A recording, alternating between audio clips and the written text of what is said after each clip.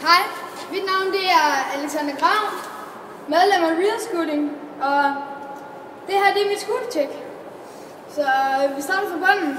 Der har jeg Proto Grippers. Gode, synes jeg selv. De holder virkelig godt her. Så begge ender. Så har jeg fået blandt Ace of Spades V2 Charles Paddle Deck.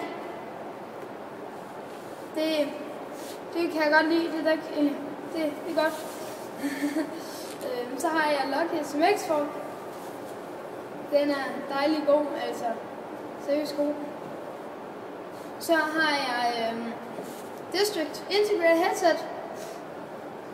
Rigtig godt. Blunt Quad Clamp i lilla. Og Facen Spiral Bars i sort. Med sidst, men ikke mindst, Odi Longlegs i lilla. Og Odi Binds i sort. Ja. Her er droptasken. Ikke lige fra. Jo, det er fint. Nu kommer der nogle clips.